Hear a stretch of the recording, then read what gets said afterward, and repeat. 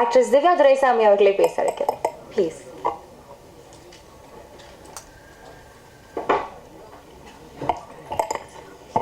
எல்லாருக்கும் வணக்கம். நான் ரொம்ப நாளாக எதிர்பார்த்துட்டு இருந்த ஸ்டேஜ் இது. எனக்கு இங்கே நிற்கிறதே ஒரு மாதிரி ரொம்ப நர்வஸாக இருக்குது. நிறைய வாட்டி இங்கே நின்றுருக்கேன், அங்கேயே இருந்திருக்கேன், இங்கே இருந்திருக்கேன், ஹோஸ்டாகவும் இருந்திருக்கேன்.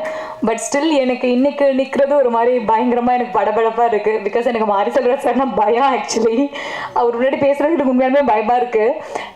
பட் என்ன சொல்கிறது, சார்கிட்ட இருந்து ஃபர்ஸ்ட் டைம் இந்த ப்ராஜெக்டோட ஆஃபர் அவர் கால் பண்ணப்போ நான் ரொம்ப நேரம் அவரோட ஃபோனை எடுக்கவே இல்லை, பார்த்துட்டே இருந்தேன். சார் தான் நம்மளை கால் பண்ணுறாரா? உண்மையாலுமே நமக்கு சம்டைம்ஸ் கால் பண்ணுறவங்க நான் மாற்றி கால் பண்ணிட்டேன் அப்படி சொல்லிடுவாங்க.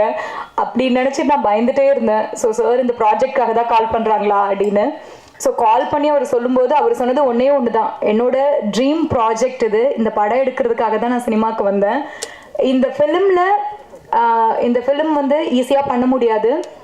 இதுக்காக நீ வந்து உன்னுடைய உழைப்பை நீ 100% கொடுத்தினா உன் கரியரில் உனக்கு ஒரு நல்ல படம் நான் கொடுப்பேன் அப்படின்னு சொன்னார். நீ மென்டலி ஃபிசிக்கலி ரெடி ஆகிக்கோ அந்த படத்துக்காக அப்படின்னு சொன்னார். ஸோ அன்னைக்கு டிசைட் பண்ணேன், ஓகே. ஏன்னா இந்த ஒரு ஆப்பர்ச்சுனிட்டிக்காக நான் எவ்வளோ வெயிட் பண்ணியிருக்கேன் அப்படின்றது எனக்கு தெரியும். ஸோ அப்படி ஒன்று கிடைக்கும்போது அதை விட்டுறக்கூடாதுன்ற ஒரு தாட் இருந்தது. சார் சொன்ன அந்த மொமெண்ட்லேருந்து இந்த ஃபிலிம்குள்ளே நான் கம்ப்ளீட்டாக அப்படியே நான் ஹேண்ட் ஓவர் பண்ணிட்டு சரண்டர் பண்ணிட்டேன். ஷூட் முடிகிற வரைக்கும் நான் அப்படி தான் இருந்தேன். ஸோ இன்னைக்கு ஒரு நல்ல படத்தில் நான் இருக்கேன் அப்படின்னு எனக்கு ரொம்ப ஹாப்பியாக இருக்குது. ஈவன் படம் பார்க்க ரொம்ப ஆர்வமாக இருக்குது. ஸோ ஆக்சுவலி எனக்கு நர்வஸாக இருக்குது.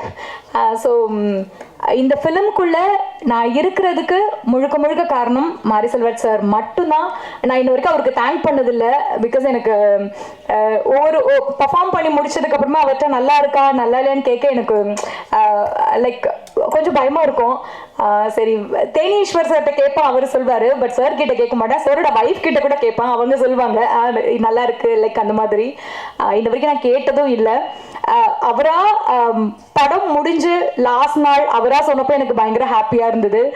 மற்றபடி இந்த ப்ராஜெக்ட்குள்ளே நான் வந்ததுக்கு காரணம் சார் தான். அவருக்கு நான் வரைக்கும் தேங்க்யூ அப்படின்னு நான் வேர்ட்ஸ் யூஸ் பண்ணி சொன்னதில்லை. பட் இந்த ஸ்டேஜில் அதை நான் பதிவு பண்ணிக்கிறேன்.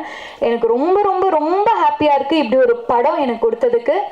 அண்ட் படத்தில் இருக்கிற படக்குழுவில் இருக்க எல்லாருக்கும் என்னுடைய wishes and thank you so much. எல்லாருக்கும் வணக்கம். ரொம்ப சந்தோஷமாக இருக்குது.